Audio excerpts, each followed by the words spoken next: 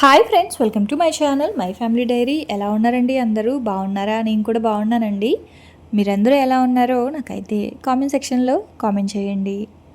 So ఇంక ఇది వచ్చేసి నా ఫస్ట్ శ్రావణ శుక్రవారం రోజు వ్లాగ్ అనమాట. సో నేను పూజ ఎలా చేసుకున్నాను, ప్రసాదాలు ఏమేం చేశాను అవన్నీ మీతో షేర్ చేస్తాను. అంటే నా పూజ ప్రాసెస్ అంతా కూడా ఒకసారి అడుగుతున్నారు, ఎలా చేస్తారు మీరు పూజ చెప్పండి అని చెప్పి. నేను పెద్దగా పూజ వీడియోలు అయితే పెద్దగా షేర్ చేయనండి. అంటే నేను పూజ కూడా చాలా సింపుల్గానే చేసుకుంటాను. కాకపోతే ఏమేం శ్లోకాస్ చదువుతారు అవి చెప్పండి అక్క అని అడుగుతున్నారు. సో అందుకే ఇంక ఇవాళ వ్లాగ్లో అవన్నీ మీతో షేర్ చేద్దాం అనుకుంటున్నాను. సో ఇది నేను చేసే పద్ధతి అండి, అందరూ అలాగే చేయాలని కాదు. అంటే ఏమో అండి, పూజ వీడియోలు షేర్ చేయాలంటే నాకు భయము. ఏమైనా అందులో అంటే ఒక్కొక్కళ్ళు ఒక్కొక్కలా చేస్తారు కదా, సో ఇందులో ఏం తప్పు పడతారో అట్లా నాకు కొంచెం భయం అనమాట. సో ఇలాగే చేయండి అని కాదు, కానీ నేను ఎలా చేస్తానో షేర్ చేసుకుంటాను, ఓకేనా? ఎందుకు మీరు ఎలా చేసుకున్నారో అదంతా నాకైతే కామెంట్ సెక్షన్లో కామెంట్ చేయండి.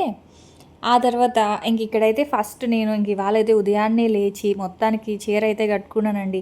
అంటే ఒకవైపు పిల్లలకి బాక్సులు కట్టాలి, అలాగే పూజ కూడా త్వరగా చేసేసుకుందాం అని చెప్పేసి ఇంక ఉదయాన్నే లేగడం, నైట్ ఇంక మొత్తం పని చేసుకున్నాను. ఇంక ఉదయాన్నే లేచి తలస్నానం చేసేసి జస్ట్ పూజా మందిరం వరకు క్లీన్ చేసేసాను అనమాట.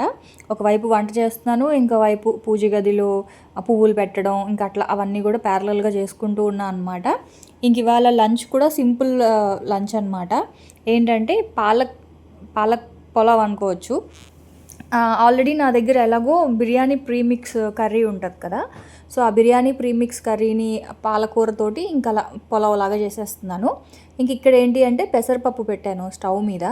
పెసరపప్పుని టిఫిన్లోకి వచ్చేసి పెసరపప్పు గోధుమ రవ్వ ఉంటుంది కదా, సో మీకు ఇవాళ 2 రకాల నైవేద్యాలు చూపిస్తున్నాను, ఒకటి హాట్ ఒకటి స్వీట్. సో ఫస్ట్ అయితే పెసరపప్పుని స్టవ్ మీద పెట్టేశాను. అది ఎలాగో పొంగుతుంది కదా అని చెప్పి ఒక 3 టైమ్స్ అలా పొంగిచ్చాను అనమాట. అంటే పాలు అంటే పరమాన్నం చేస్తాం కదా, సో ఇంకా పాలు అతను రాలేదు సరే అని చెప్పేసి ఇంక నేను చక్కెర పొంగల్ చేస్తున్నాను. సో అంటే పొంగలే, ఒకటి హాట్ ఒకటి స్వీట్ అనమాట. కాకపోతే నేను పొంగల్ని బియ్యంతో కంటే కూడా గోధుమ రవ్వతో బాగుందండి, అందుకని గోధుమ రవ్వతోనే చేస్తాను. సో దానికోసం ఏంటి అంటే ఫస్ట్ పెసరపప్పుని స్టవ్ మీద పెట్టేశాను, అది ఉడుకుతుంది. ఇంకోవైపు ఏమో బాస్మతి రైస్ పెట్టేశాను, ఇంకోవైపు ఏమో పాలకూర పులావ్ అని చెప్పాను కదా, సో దానికోసం ఒక 2-3 కట్టలు పాలకూరని కట్ చేసేసి మంచిగా కడిగి కొంచెం వాటర్ వేసి పాలకూరని ఫస్ట్ ఉడికించి పేస్ట్ చేసుకోవాలన్నమాట. ఇంక ఈ లోపల పెసరపప్పు అయితే ఉడికిపోయింది. యాక్చువల్గా నేను ఏమనుకున్నానంటే పెసరపప్పు అలాగే రవ్వ మొత్తం అంతా ఉడికించేసి అప్పుడు సపరేట్ చేద్దాం అనుకున్నాను. కాకపోతే అంత పెద్ద గిన్నె లేదు, అందులో నాన్ వెజ్ వండేసాను. సరే ఎందుకులే అని చెప్పి ఇంకా స్వీట్ పొంగల్కి అంటే చక్కెర పొంగల్కి కావాల్సినంత పెసరపప్పుని వేరే కప్లో తీసుకున్నాను. ఇప్పుడు ఇంకొక కడాయి పెట్టేసి హాట్ పొంగల్ కోసం అయితే తాలింపు అయితే పెట్టుకుంటున్నా. ఇది నైవేద్యంగా నేనేం పెట్టట్లేదు, మా వాళ్ళకి బ్రేక్ఫాస్ట్ అనమాట. అందుకని ఫస్ట్ దేవుడి కోసం అయితే పెసరపప్పు తీసి పక్కన పెట్టేశాను. ఇప్పుడు అందులో కొంచెం ఒక 2-3 స్పూన్లు నెయ్యి అయితే వేసుకొని జీడిపప్పు, పచ్చిమిర్చి, జీలకర్ర, మిరియాలు, కరివేపాకు అయిపోయిందండి. కానీ కరివేపాకు వేస్తేనే పోపుకు మంచి వాసన వస్తుంది, సో కరివేపాకు లేదు. మీరైతే కరివేపాకు వేసుకోండి, అంటే మిరియాలు, జీలకర్ర, కరివేపాకు, పచ్చిమిర్చి, అల్లం కూడా బాగుంటుంది. సో అల్లం వీళ్ళు తినరు అందుకే వేయలేదు. సో జీడిపప్పు అవన్నీ వేసేసి ఎంత పెసరపప్పు తీసుకున్నానో అంత రవ్వ కూడా తీసుకోవాలి, ఈక్వల్ క్వాంటిటీలో తీసుకోవాలి. రవ్వని కొంచెం ఆ నెయ్యిలో ఫ్రై చేసేసి ఉడకబెట్టుకున్న పెసరపప్పు అందులో వేసేసి ఒక కప్పు రవ్వకి 4 కప్పుల వరకు వాటర్ అయితే వేసాను అనమాట. ఎందుకంటే ఇది కొంచెం లూజ్గా ఉంటేనే బాగుంటుంది, చల్లారిన తర్వాత కూడా బిగుసుకోకుండా ఉంటుంది అనమాట ఎక్కువ వాటర్ వేస్తే. సో అంతే, వాటర్ వేసేసి సాల్ట్ వేసేస్తే మనకి కట్టి పొంగలి అంటాం కదా, సో అది బియ్యంతో చేస్తాము, ఇది రవ్వతో చేస్తున్నా. రవ్వతో చేస్తే తింటున్నారు మా వాళ్ళు, అందుకని ఇంక ఇదే కంటిన్యూ చేస్తున్నాను. అసలు రైస్ వాడట్లేదు, గోధుమ రవ్వ దీనికోసమే పొంగల్ కోసమే అన్నట్లుగా అనమాట. సో అది కూడా పెట్టవచ్చు మనం దేవుళ్ళకి నైవేద్యంగాన, కాకపోతే ఇంకా అది మా వాళ్ళకి బ్రేక్ఫాస్ట్. ఇంక ఇక్కడ ఏంటి అంటే ఇదిగోండి, ఇది ఉడికిపోయిందనమాట. అంటే ఏమంటారు పాలకూర ఉడికిపోయింది. సో ఆల్రెడీ నా దగ్గర బిర్యానీ ప్రీమిక్స్ ఉంది కదా, మీతో అప్పుడు షేర్ చేశాను కదా. సో ఎవరైనా చూడకపోతే ఆ వీడియో ఉంటుంది, చూడండి. అది ఉండడం వల్ల ఏంటి అంటే మనకి బిర్యానీ కావాలి అంటే బిర్యానీ చేసుకోవచ్చు, గ్రేవీ కర్రీస్ కావాలి అంటే గ్రేవీ కర్రీస్ చేసుకోవచ్చు. సో ఇప్పుడు అది కొంచెం ఫ్రిడ్జ్లో, నేను డీప్ ఫ్రిడ్జ్లో పెడతాను కదా, సో అది ఐస్ క్యూబ్లా ఉంటుంది కదా, సో అందుకని అది తీసేసి మిక్సీ చేసేసాను అనమాట. అంటే పాలకూర వేడిగా ఉంది కదా, సో పాలకూర వేడిగా ఉంది, ఆ గ్రేవీ ఏమో కొంచెం ఐస్ లాగా ఉంది కదా, సో రెండింటిని కలిపి మిక్సీ చేసేస్తే నార్మల్ టెంపరేచర్కి వచ్చేస్తుంది అనమాట. సో ఇప్పుడు కడాయిలో ఒక స్పూన్ ఆయిల్ కానీ నెయ్యి కానీ ఏదైనా వేసుకోండి. వేసుకున్న తర్వాత ఆ పాలకూర ప్లస్ ఆ గ్రేవీ రెండు కలిపి మిక్స్ చేసి పెట్టుకున్న దాన్ని మిక్సీ చేసుకొని అది వేసేసాను అనమాట. వేసేసి ఒకసారి సాల్ట్ ఒకసారి చూసుకోవాలి. సాల్ట్ అయితే సరిపోయింది, ఎందుకంటే దీంట్లో సాల్ట్ ఉంటుంది, ప్లస్ నేను రైస్లో సాల్ట్ వేసి ఉడికించాను. నేనైతే నిజానికి ఉప్పు చూడలేదు, నేను అంచనాగా వేసేసాను. మీరు ఒకవేళ ఉప్పు చూడాలి అనుకుంటే ఈ టైంలో ఉప్పు చూడండి. ఉప్పు కారం సరిపోలేదు అనుకుంటే కొంచెం కలుపుకోవచ్చు. నాకైతే సరిపోయింది, ఎందుకంటే నేను ఇది ఆల్రెడీ వాడాను కదా, సో ఇంకా సాల్ట్ వేయాల్సిన అవసరం లేదనమాట. ఆ పాలకూర అదంతా ఆయిల్లో కొంచెం మగ్గిన తర్వాత 70% కుక్ చేసి పెట్టుకున్న రైస్ అనమాట. సో ఆ రైస్ని అందులో వేసేసి కలిపేస్తే మనకి పాలకూర రైస్ అయితే, పాలకూర పులావ్ కానీ, దీన్ని పాలకూర రైస్ అనొచ్చు, పులావ్ అనొచ్చు, బిర్యానీ అనొచ్చు, ఏదైనా అనొచ్చు. మా పిల్లలు అయితే బిర్యానీ అనే తింటారు, పాలకూర బిర్యానీ అనమాట. సో మీరు పాలకూర ప్లేస్లో తోటకూర కూడా యూస్ చేసుకోవచ్చు, వెజిటేబుల్స్ అయినా యూస్ చేయొచ్చు, మన ఇష్టం అనమాట. నేను అనుకున్నాను దాంట్లో గ్రీన్ పీస్ కూడా వేద్దాం అనుకున్నాను, కాకపోతే ఇంకా అది ఫ్రిడ్జ్లో నుంచి బయట పెట్టడం మర్చిపోయా. గ్రీన్ పీస్ కానీ లేకపోతే ఏది ఉంటుంది కదా meal maker, soya meal maker, so అవి కూడా వేసుకోవచ్చు, బాగుంటుంది. సో అదేంటి అంటే ఇంకా 70% కుక్ చేసుకున్నాను కదా రైస్, సో ఆ రైస్ కలిపేసి ఇంకా మూత పెట్టేశాను అనమాట. సో ఒకవైపు పొంగల్ ఉడుకుతూ ఉంది, అంటే వీళ్ళకి లంచ్ బాక్స్ పెట్టేసిన తర్వాత అప్పుడు ప్రశాంతంగా నైవేద్యం చేసుకుందాంలే అని చెప్పి ముందు వాళ్ళ లంచ్ బాక్స్ హడావిడి అవుతూ ఉంది. ఇంక ఈ లోపల అవి ఉడుకుతూ ఉన్నాయి కదా, ఇంకా ముగ్గు అదంతా ఉదయాన్నే పెట్టేశా, కాకపోతే ఇంకా స్నానం చేసిన తర్వాత పెడదాంలే గడపకి బొట్లు అని చెప్పి పెడుతున్నా. సో నేను అంటే పండగలప్పుడు అలాంటప్పుడు పెడుతూ ఉంటానండి, ప్రతి వారం అయితే గడపకి బొట్లు ఏం పెట్టను, కానీ పండగలప్పుడు అలాంటప్పుడు పెడుతూ ఉంటాను అనమాట. సో ఇంకా అంటే చాలామంది గడపకి లోపల ఉండి పెడతారు బొట్లు, అదేంటో నాకు అర్థం కాదు. గడపకి పూజ కూడా లోపల నుంచి చెయ్యాలి అని చెప్తారు, కానీ అంటే ఇంట్లో చిన్నప్పటి నుంచి బయట నుంచి పూజ చేయడమే అలవాటు. మొన్న ఒక వీడియోలో కూడా చూశాను, బయట నుంచే చేయాలి, అంటే బయట గుమ్మం కదా మనం అలంకరించాలి, ఇంట్లో నుంచి చేయకూడదంట. చాలామంది ఏం చేస్తారంటే గడపకి ఇంట్లో నుంచి పూజ చేస్తారు, అంటే పూజ అంటే పువ్వులు పెట్టడం కానీ పసుపు కుంకుమ పెట్టడం కానీ ఇంట్లో నుంచి చేస్తారు. సో ఇంట్లో నుంచి చేయకూడదంటండి, మనం ముగ్గు బయట నుంచే కదా వేస్తాము. సో ఆ బొట్లు అవన్నీ డెకరేషన్ పువ్వులు అంటే మామిడి తోరణాలు కానీ అవన్నీ బయట నుంచే కదా కడతాం. సో అప్పుడు అమ్మవారు బయట నుంచి ఇంట్లోకి రావాలి అంటే గుమ్మం ముందు ముగ్గు, గడపకి బొట్లు, మామిడి తోరణాలు ఇవన్నీ కూడా బయట నుంచే కట్టాలన్నమాట. సో అది నేను కూడా రీసెంట్గానే విన్నాను, అయినా నేను ఫస్ట్ నుంచి అలాగే చేస్తాను, విన్నాననే కాదు కానీ నేను ఫస్ట్ నుంచి కూడా అలాగే చేస్తాను, బొట్లు ఇంట్లో నుంచి పెట్టను గడపకి బొట్లు. ఆ తర్వాత ఇంకా మా వాళ్ళు ఏంటి అంటే టిఫిన్ ప్యాక్ చేసేయమని చెప్పారు, సరే అని ఇంకా ముగ్గురికి టిఫిన్ బాక్స్లో పెట్టేసా.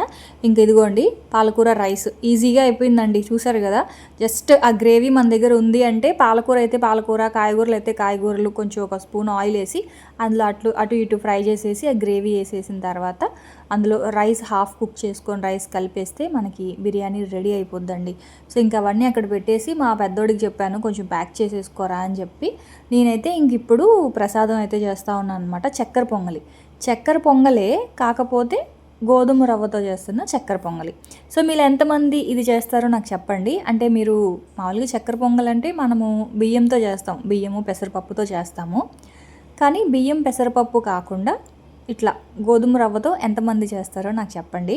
ఇది ఎలా ఉంటుందంటే చక్కెర పొంగల్ లాగా ఉంటుంది, ప్లస్ అన్నవరం ప్రసాదం లాగా రెండు మిక్స్ చేస్తే ఎలా ఉంటుందో అలా ఉంటుంది అనమాట. సో దీంట్లో మనం పాలు వేసుకుంటే పాయసం లాగా అయిపోతుంది.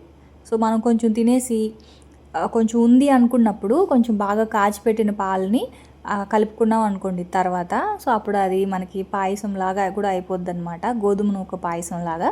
సో ఎలా కావాలన్నా చేసుకోవచ్చు. సో ఇక్కడ ఏంటి అంటే ఫస్ట్ ఒక 2-3 స్పూన్స్ చక్కెర పొంగల్ కాబట్టి కొంచెం నెయ్యి ఎక్కువే పడుతుంది.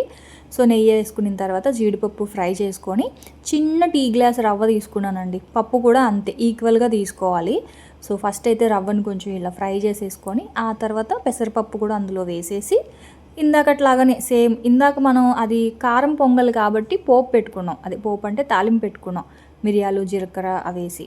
సో ఇది స్వీట్ పొంగల్ కాబట్టి పోపు పెట్టకుండా జస్ట్ జీడిపప్పుని ఫ్రై చేసి రవ్వ వేసేసి రవ్వను కూడా కొంచెం వేయించి ఆ తర్వాత పెసరపప్పు వేసేసి, ఒకవేళ ఉడికించిన పెసరపప్పు మీ దగ్గర లేకపోతే నార్మల్ పెసరపప్పు అయినా వేసేసుకోవచ్చు. అంటే ఉడకబెట్టిందే కాకుండా మామూలు పచ్చి పెసరపప్పు కడిగేసి అది కూడా వేసేసుకోవచ్చు, ఉడికిపోతుంది.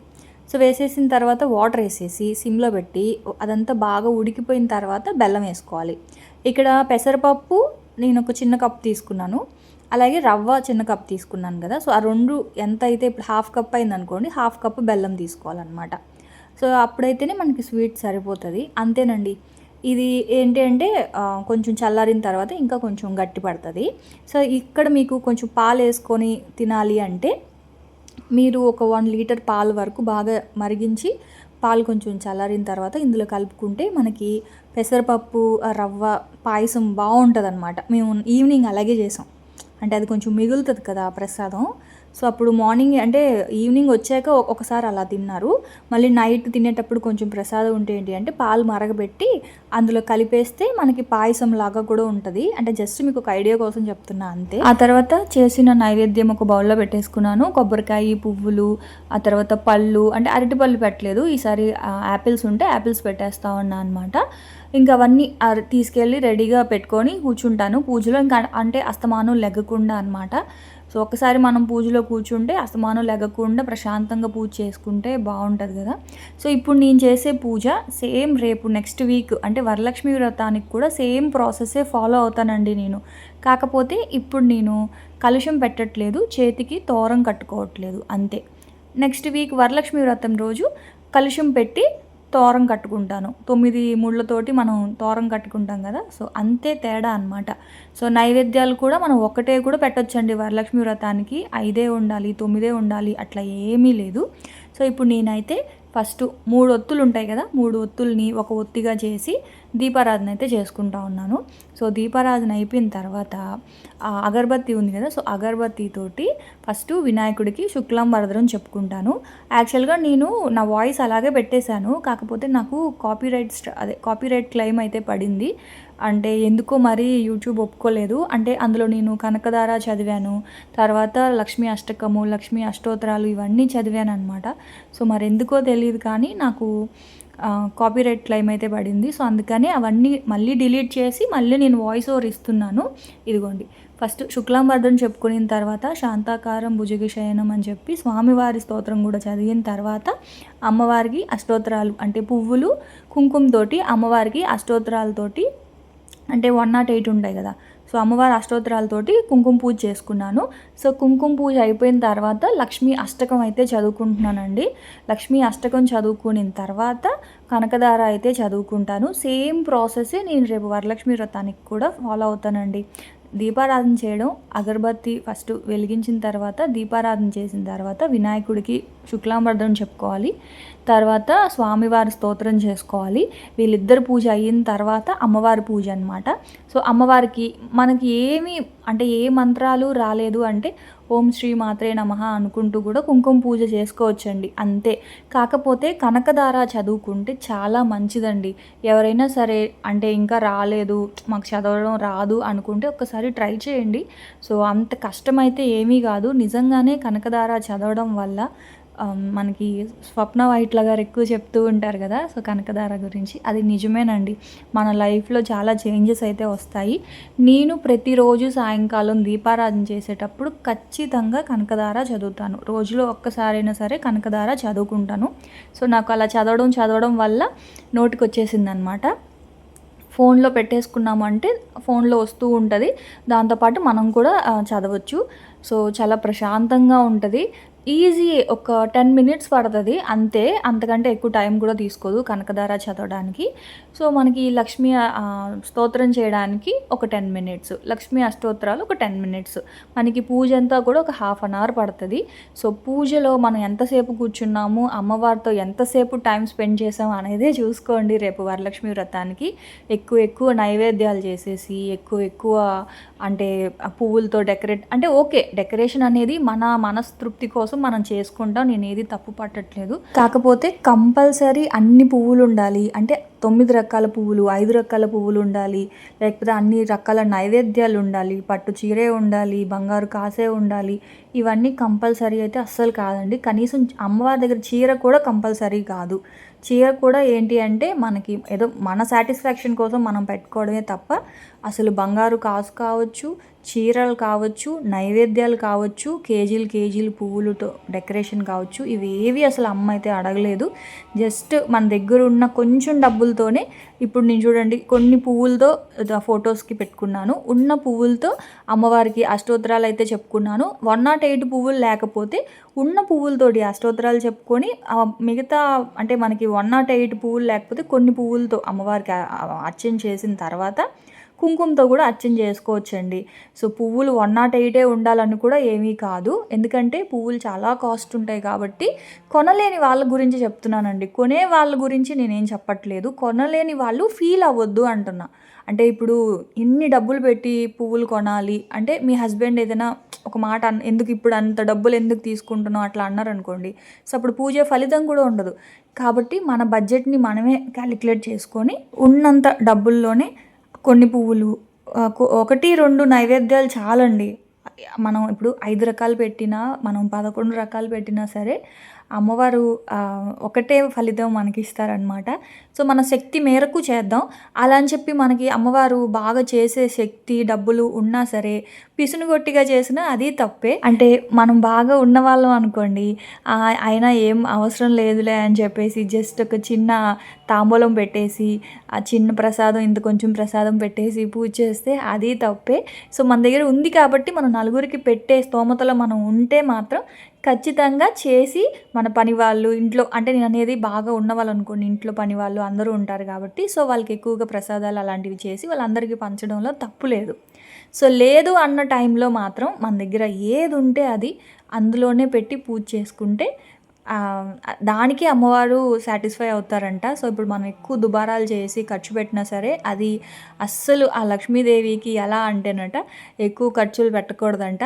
ఇప్పుడు మీరు అడుగుతారు వెంటనే, భారతి నువ్వంతా ఖర్చులు పెడతావు కదా అని చెప్పి. అసలు నేనేం ఖర్చు పెట్టనండి, నేను చాలా బడ్జెట్లో వెళ్తాను. సో అంతే, ఇంకా అంతకంటే నేను ఏం చెప్పలేను. సో ఇప్పుడు నేను ఏం చేసినా సరే నా యూట్యూబ్ ప్రొఫెషన్ కోసమే నేను చేస్తాను తప్ప నేను బేసిక్గా అంత దుబారా అయితే చెయ్యను.